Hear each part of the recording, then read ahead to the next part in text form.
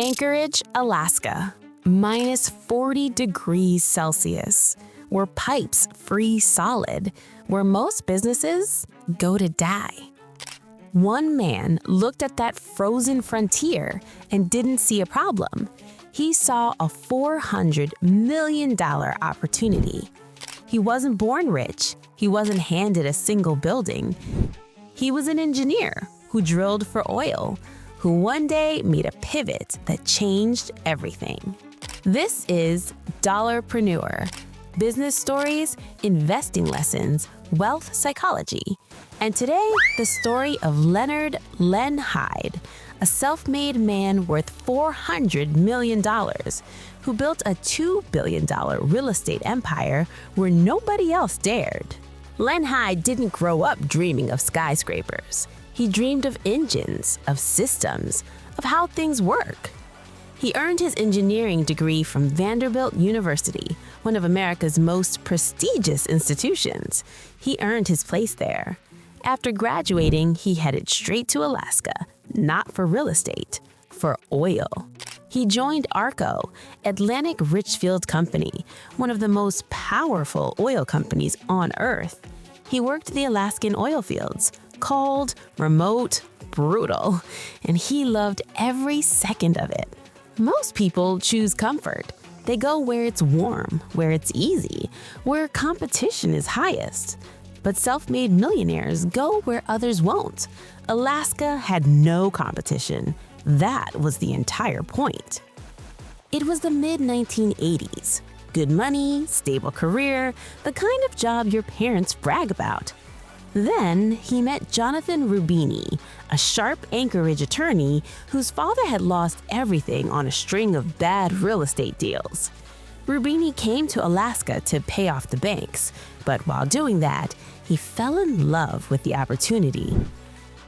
Rubini looked at Hyde, an engineer, analytical, detail-obsessed, someone who understood structures, literally, and he said 6 words that launched a billion-dollar empire. Quit your job, be my partner. Hyde walked away from oil, from his salary, from everything he'd trained for, and he said yes. A high-paying job gives you income. A business partnership gives you equity. Income stops when you stop working. Equity keeps working while you sleep. Len Hyde didn't take a pay cut. He made the trade of his life. 1990. JL Properties. J for Jonathan, L for Len. 2 men, 1 office, 0 properties. Alaska's commercial real estate market was deeply underdeveloped. Anchorage had money pouring in from oil, government, military contracts, but nowhere near enough Class A office space. Hyde's engineering brain saw this immediately. Supply was low, demand was rising. This was not a risk. This was a mathematical certainty. Their first development was a commercial office building in Midtown Anchorage, financed through bank loans, private investors, and sheer persuasion. They leased it, managed it, reinvested every dollar, then built again.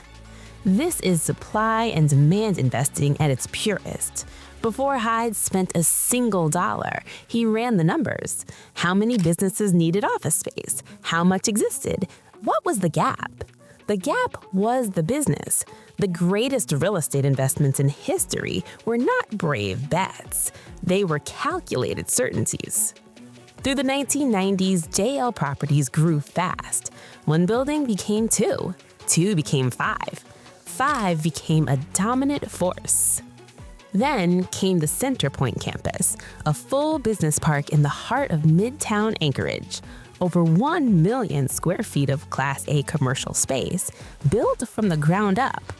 In 2001, the U.S. government selected JL to develop and operate 828 military housing units at Joint Base Elm Isledorf.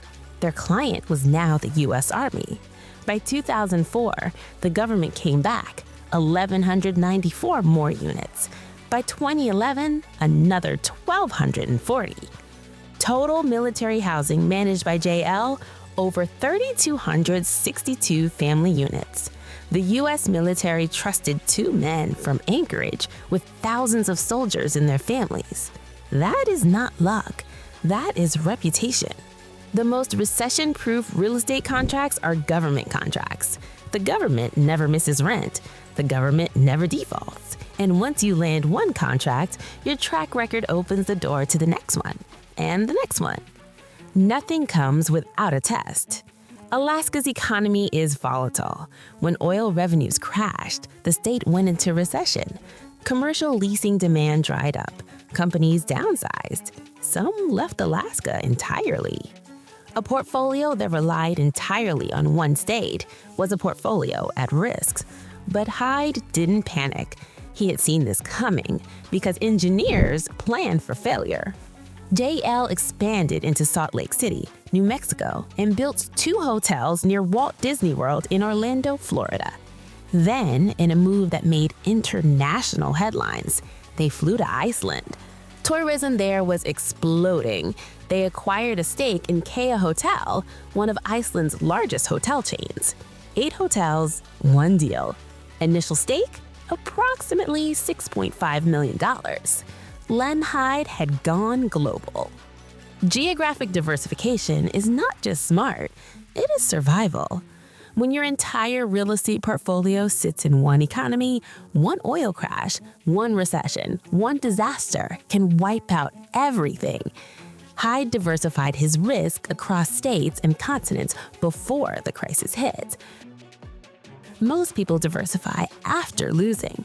Hyde diversified before. That is how empires survive recessions. Today, JL Properties controls over $2 billion in assets, including JL Tower, the ConocoPhillips Towers, Centerpoint Business Park, Aurora Military Housing, and hotel properties across Florida and Iceland. Over 1 million square feet of Class A commercial space, over 3,400 residential units, more than a quarter of all premium office space in Anchorage. Len Hyde's personal net worth? $400 million. From an oil engineer at Arco to the man who shaped Alaska skyline in one lifetime. Here is what separated Len Hyde from everyone else. He went where nobody else wanted to go. While every developer was chasing Manhattan and Miami, Hyde walked into an open field in Alaska. No competition. That was the Blue Ocean strategy in its rawest form. He then made the boldest trade of his career, swapping a stable engineering salary for equity ownership. Income ends when you stop working. Equity compounds while you sleep. Len Hyde didn't take a pay cut. He made the trade of his life. He chose his business partner wisely. Jonathan Rubini brought legal and deal-making power. Hyde brought engineering precision. Together, they had no blind spots. He used supply and demand as his only compass, calculating the gap in the market before spending a single dollar. He secured government contracts early, locking in bulletproof income that survived every economic cycle.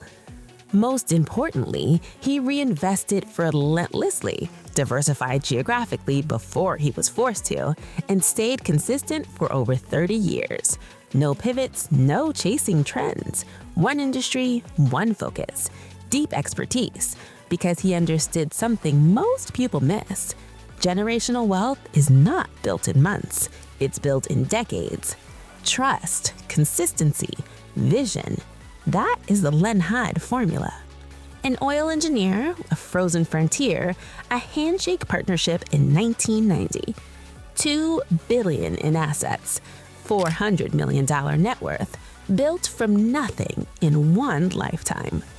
Leonard Hyde didn't have a trust fund. He didn't have connections. He had a Vanderbilt degree, an engineering mindset, and the courage to say yes when opportunity knocked.